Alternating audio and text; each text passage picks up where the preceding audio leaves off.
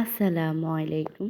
আজকে আমি আপনাদের সাথে শেয়ার করছি রেস্টুরেন্ট স্টাইলে খুবই মজাদার চাইনিজ পাস্তার রেসিপি। কিভাবে রেস্টুরেন্টের মতো মজাদার স্বাদে পাস্তার রেসিপি ঘরে সহজে তৈরি করা যায়, সেটি সিক্রেট টিপস অ্যান্ড ট্রিক্স সহকারে আপনাদের সাথে শেয়ার করব। আমি এখানে পাস্তা নিয়েছি 3 প্যাকেট পাস্তার প্যাকেট। এরপর আমি পাস্তা তৈরি করার জন্য প্রথমে আমি চিকেন নিচ্ছি। চিকেনগুলোকে আমি ভালোভাবে কিউব আকারে কেটে ধুয়ে পরিষ্কার করে নিচ্ছি। এরপরে আমি এগুলাকে ম্যারিনেট করে নিব।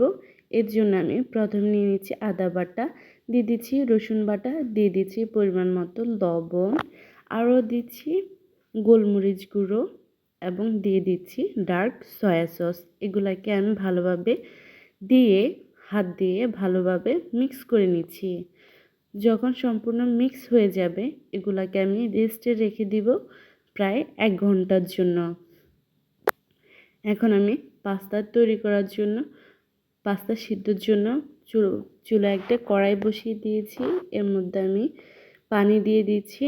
পানি যখন ফুটন্ত গরম হয়ে বলক চলে আসবে, এর মধ্যে আমি দিয়ে দিচ্ছি পাস্তা। একে একে আমি 3টা পাস্তা ঢেলে দিচ্ছি। পাস্তাগুলোকে দিয়ে আমি সিদ্ধ করে নেব। এর মধ্যে আমি আরও দিয়ে দিচ্ছি 1 চামচ লবণ ও দিয়ে দিয়েছি সয়াবিন তেল। আমার এটা স্কিপ হয়ে গেছে, আপনারা অবশ্যই মনে করে দিয়ে দিবেন। যখন পাস্তা সিদ্ধ আসবে তখন পানি দিয়ে ধুয়ে উঠিয়ে নিচ্ছি। এখানে আমি নিয়ে নিচ্ছি পেঁয়াজ কুলি, নিয়ে নিচ্ছি ক্যাপসিকাম, নিয়ে নিচ্ছি বাঁধাকপি, গাজর, কাঁচামরিচ, পেঁয়াজ ও রসুন কুচি, আদা কুচি। এরপর আমি চুলোয় একটা পাত্র বসিয়ে দিচ্ছি। এর মধ্যে আমি পরিমাণ মতো তেল দিয়ে আমি চিকেনগুলোকে আগে ভেজে নিচ্ছি। চিকেনগুলা ভাজতে ভাজতে এখানে আমি এই পাস্তার সিক্রেট সসটা তৈরি করে নিব। আমি এখানে নিয়েছি টমেটোর সস। আমি এখানে প্রায় 2 থেকে 3 টেবিল চামচ টমেটোর সস নিয়েছি। আরও নিয়েছি ডার্ক সয়া সস। আমি সয়া সসটাও 3 চামচের মতো নিয়েছি। এরপরে আমি এর মধ্যে দিয়ে দিব সাদা ভিনেগার 1 টেবিল চামচ, আরও দিয়ে দিচ্ছি লাল গোলমরিচ গুঁড়ো।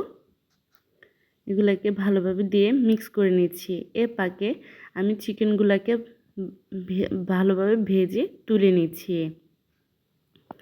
এরপরে আমি এই সসের মধ্যে আরও দিয়ে দিচ্ছি পাস্তার যে মশলাটা থাকে ওইটাকে দিয়ে আমি ভালোভাবে এই সসটা রেডি করে নিলাম। এরপরে চুলোয় আবারও একটা পাত্র বসিয়ে এর মধ্যে সয়াবিন তেল দিয়ে দিচ্ছি। তেলটা গরম হয়ে আসলে এর মধ্যে আমি দিয়ে দিচ্ছি রসুন কুচি ও আদা কুচি, দিয়ে দিচ্ছি পেঁয়াজ কুচি। এগুলাকে আমি ভালোভাবে নেড়ে একটু ব্রাউন হয়ে আসা পর্যন্ত অপেক্ষা করব। একটু ব্রাউন হয়ে আসলে এর মধ্যে আমি দিয়ে দিচ্ছি কাঁচামরিচ কুচি, দিয়ে দিচ্ছি গাজর কুচি।